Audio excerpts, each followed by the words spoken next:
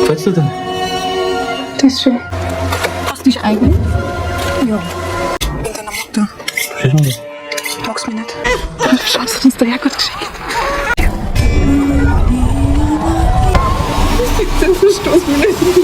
What if the Devil's Bath's biggest twist wasn't in the script, but hidden in a single frame? Today, we're exposing the secret even the director tried to bury. This haunting story begins in 18th century Australia, where a girl is seen comforting a crying child. But when someone calls her name, she leaves. A distant woman who had been watching silently steps forward, cradles the child, and gently calms him. She removes the rosary from her neck and places it around the child's. Then, in a chilling turn, she walks to a waterfall with the child and, without reason or hesitation, throws him into the abyss below. Horrified by her action, she goes straight to a church, confesses her crime, and weeps, declaring she's made a grave mistake. Soon after, news spread that the woman was executed brutally. Her body is discovered tied to a chair in the forest, her head locked in a cage. A mysterious man then arrives, cuts off her finger, and wraps it in cloth, taking it as some sort of dark token. From here, the story shifts to the main character, a 17-year-old girl named Agus, a poor farmer living with her mother and brother. It's her wedding day, and she's overjoyed. The three travel by goods train to another village for the marriage. When they arrive, they learn that preparations are in full swing. Agus is to marry a man named Wolf. The villagers welcome her with joy. Wolf's mother gives her an apron and a doll, symbolizing her new responsibilities as a wife and future mother. The wedding takes place, and during the celebration, Wolf blindfolds Agus to surprise her with a house he bought using a loan. She is worried, but Wolf brushes off her concerns and assures her everything will be fine. Evening falls. The villagers are lost in drunken revelry. Agus notices Wolf is drunk too. Before her family departs, her brother gives her a wrapped gift, the severed finger of the executed woman, claiming it's a charm that brings luck and fertility.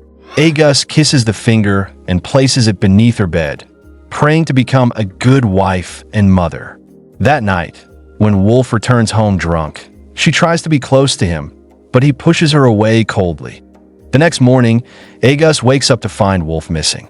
She searches everywhere, then ventures into the forest, where she finds strange marks and ultimately stumbles upon the same headless woman's corpse. Shaken, she walks further and sees Wolf fishing with villagers. Wolf's mother immediately assigns Agus work, but unfamiliar with such labor, she struggles. When the church bells ring, Agus kneels to pray, but Wolf's mother scolds her, telling her to stop and focus on work. Later, while distributing bread to laborers, Agus gives a hungry man 2 pieces, but Wolf's mother snatches one back, showing no empathy. Wolf then advises Agus to wear more suitable clothes for work. That night, Agus again kisses the severed finger and prays for love and children. But once again, Wolf pushes her away, and Agus breaks down, crying alone in the darkness. The next day, she goes to church and prays before a statue of Jesus holding a child. Later, while washing clothes at the pond with Wolf's mother, Agus befriends a pregnant maid. The two rest in the forest, but Agus oversleeps and rushes back home, only to face more scolding. Wolf's mother berates her for not cooking or caring for her husband, even mocking the plant she brought into the house.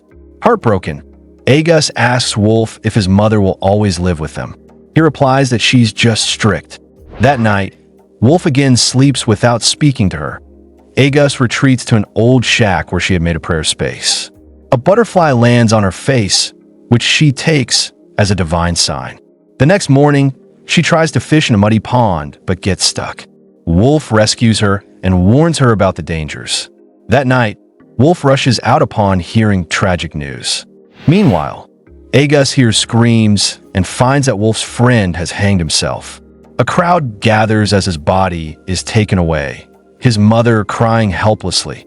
The church father later declares that the man's soul will be damned for taking his own life, unlike the woman who threw her child into the waterfall because she confessed her sin. Shockingly, Agus sees the man's corpse dumped with other criminals. While working in the fields, Agus faces a female health issue and begins to despair over her inability to conceive. Later, her pregnant friend begs for extra food, but Wolf's mother cruelly denies her and insults Agus for even trying. Frustrated and angry, Agus hurts herself with thorns. She scratches her tongue until it bleeds and collapses beside the headless woman's corpse, emotionally shattered. When she fails to return home, Wolf's mother complains bitterly about her. Wolf tries to defend her, asking for patience. But unknown to them, Agus is outside, hearing every cruel word. She weeps, knowing the blame isn't hers. Instead of returning home, she sings to the headless corpse through the night. The next day, she visits her mother's house, peeks in to see her family at breakfast, then tells them she's terrified of going back. Her mother tells her she cannot stay there forever, but promises to visit if needed. Later, Wolf comes and forcibly takes her back with her brother's help. Back home, Agus refuses all household chores. Her spirit is broken. She either sleeps or prays all day. Her mother-in-law berates her and forcefully changes her clothes to take her to the doctor. But while returning, Agus finds a lost child, thinking it's a gift from God. She brings the child home, only for Wolf's mother to demand the child be returned. Agus tearfully complies. That night, Wolf drinks with villagers while Agus, sinking into deep depression, pulls out the severed finger again, licks the dried blood, and prays. She collapses and hallucinates, seeing visions of herself buried in the ground. When she wakes, Wolf is standing over her, furious. He grabs her throat, then storms out. Later, he returns to take her to a doctor, but she says it's too late. Her time has come, and asks for a priest. Wolf leaves to fetch the father, but returns to say he isn't home. Agus becomes desperate, afraid she'll die without confessing. She reveals she has consumed rat poison. Terrified, Wolf forces her to vomit and saves her just in time. When Wolf's mother arrives, she finds Agus weak and pale. They take her to her mother's house.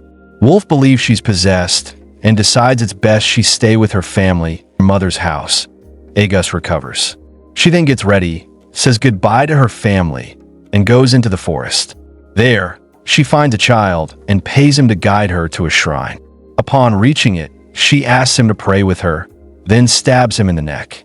The child pleads, but she continues stabbing until he dies. She tells the boy's body that now he'll never commit a crime and will go to heaven.